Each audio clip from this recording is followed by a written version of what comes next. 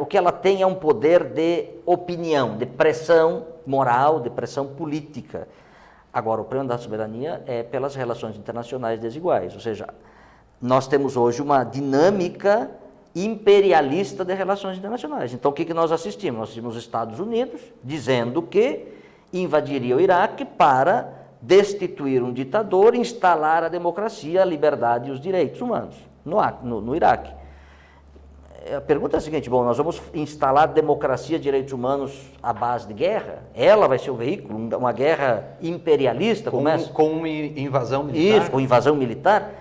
Todos nós sabemos o que aconteceu. O que aconteceu foi o contrário, quer dizer, o país ficou completamente destruído, sem condições, isso aconteceu no Afeganistão, então isso para mim é o problema. Nós temos relações multilaterais, internacionais ainda, onde há poderes hegemônicos, que são poderes militares, além de poderes econômicos, também, sobretudo, poderes militares, que se dão o direito de impor sanções e impor questões em nome dos direitos. Então, direitos humanos são usados, de fato, muitas vezes, como elementos de justificativa de processos de quebra de soberania. Eu diria assim, mesmo em situações que sejam para combater ditaduras, é preferível, ao menos do ponto de vista de direitos humanos, que se trabalhe politicamente para que aquele povo se organize, resista e possa encontrar um caminho não autoritário para a sua própria sociedade. Porque a imposição de fora, todos nós sabemos, não gerou em nenhum lugar do mundo coisas que sejam... Historicamente nunca funcionou. Nunca funcionou. Em nenhum lugar que se saiba isso aconteceu. Onde há processos internos, como por exemplo se viveu no Egito recentemente, onde a própria população foi para a rua, derrubou uma ditadura, não é? Instalou um governo, agora derrubou esse governo. Enfim, um processo extremamente contraditório, mas esse é o processo egípcio, entendeu? Ou seja, cada sociedade, cada povo tem o seu processo democrático, o seu processo histórico, a sua dinâmica, e os direitos têm que nascer disso. Isso não significa que não se possa fazer campanhas, pressão política para enfrentar situações de violação, ou seja, situações, por exemplo, que culturas admitem que mulheres adúlteras devam ser apedrejadas publicamente e não homens adúlteros apedrejados. É evidente que se pode fazer campanhas internacionais de pressão para que esses hábitos culturais sejam modificados, porque eles são evidentemente patriarcais, machistas e tudo isso. Então, isso não significa que a cultura não possa haver interação, algum grau de pressão. Agora, outra coisa é intervenção militar, que são coisas bem diferentes. Bem diferentes. Vamos voltar um pouquinho para a questão da educação. Nosso programa, o CMP, o Centro Municipal dos Professores, falamos sobre educação e direitos humanos, estão os direitos humanos intimamente ligados com o próprio dia a dia da sala de aula. Eu vou lhe colocar uma questão da seguinte forma. O Brasil, hoje, ele ostenta os piores índices em termos de educação.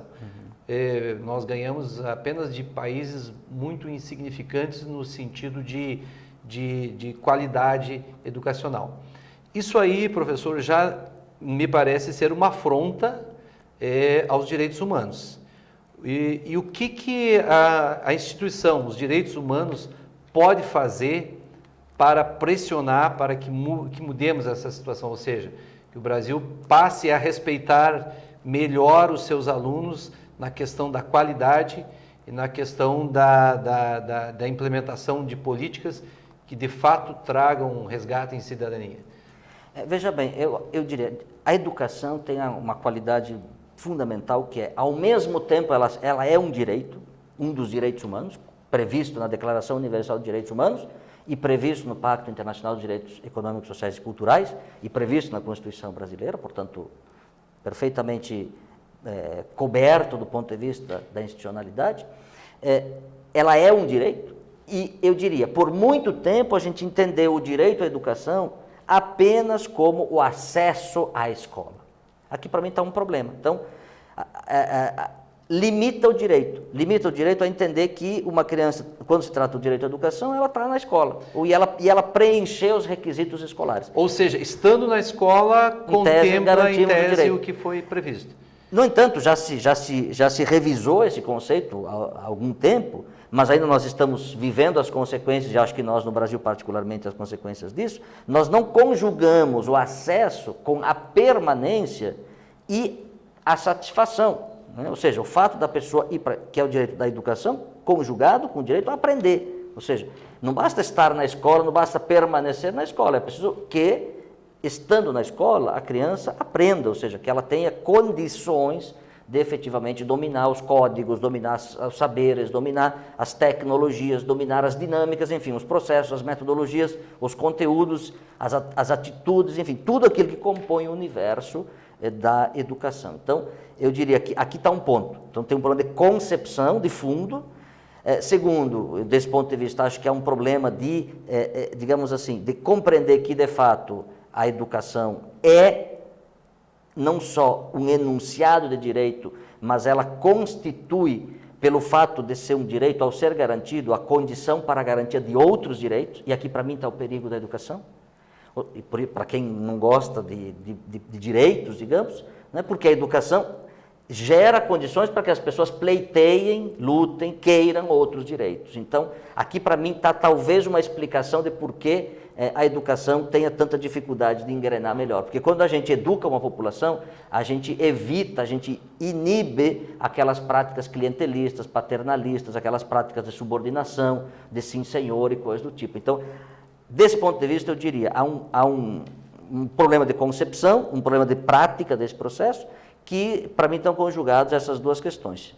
Entendendo que a educação é, na minha compreensão, além da satisfação e da garantia de um direito, uma das principais mediações para que a gente possa criar as condições, não só para que no futuro os alunos acessem e garantam e efetivem os demais direitos, mas para que no próprio processo educativo eles vivenciem isso. É ali que ele vai aprender o que significa liberdade de expressão, se ele puder. É ali que ele vai aprender o que significa direito de ir e vir. É ali que ele vai aprender o que significa, enfim, qualquer outro dos direitos. Né? O senhor é autor de vários livros, né, professor? E eu tenho aqui, inclusive, alguns que falam sobre a questão dos direitos humanos, alguns no sentido filosófico, outros na questão da educação. Nós temos esse aqui, por exemplo, Educação em Direitos Humanos, Sistematização de Práticas de Educação Básica. Eu gostaria que o senhor falasse um pouquinho desse livro, que é ele exatamente. Esse livro, na verdade, é o resultado de práticas de educação no ensino fundamental, sobretudo no ensino médio, feitas aqui em Passo Fundo por professores da rede municipal e da rede estadual, que estiveram conosco no IFIB, junto com o IFIB, a Faculdade de Educação da Universidade e a Comissão de Direitos Humanos de Passo Fundo, num curso que nós fizemos em 2008 e 2009. Então, aqui está a sistematização dessas experiências. Então, os professores podem encontrar nesse material subsídio para se inspirar para as suas práticas. Esse livro está disponível nas livrarias aqui da cidade? Não, esse é um livro, ele foi feito com recurso público, portanto,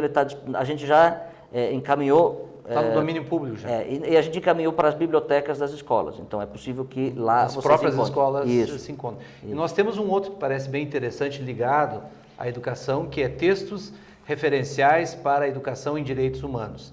Eu vejo aqui o nome de vários professores aqui da nossa cidade.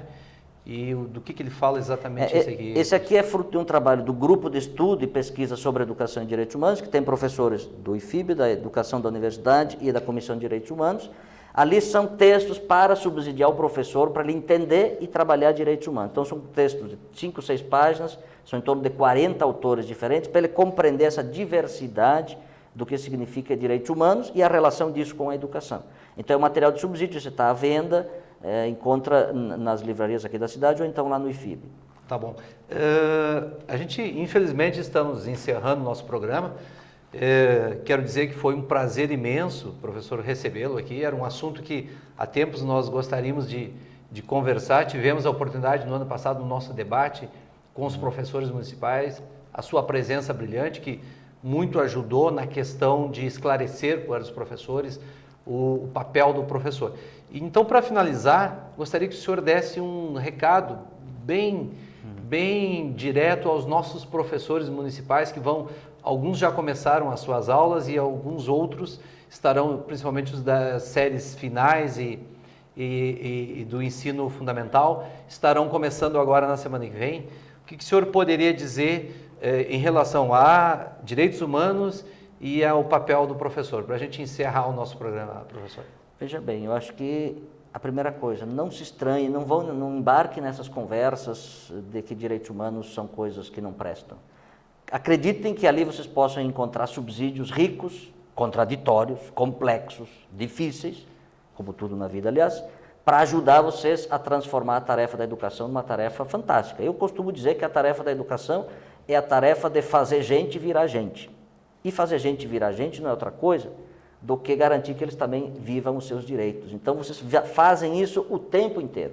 Então, meu desejo é que vocês se afirmem cada vez mais, né, como educadores, como educadoras, que sejam pessoas que se reconheçam como pessoas que promovem, que realizam os direitos humanos das crianças, dos adolescentes que estão com vocês lá na escola e que depositam em vocês uma esperança imensa de ter uma vida melhor, de se tornar gente melhor, enfim, de viver numa sociedade melhor. Então, meu desejo e minha saudação a vocês para que vocês atuem e, ao mesmo tempo, se afirmem e afirmem-se uns aos outros nessa perspectiva. Tá bom.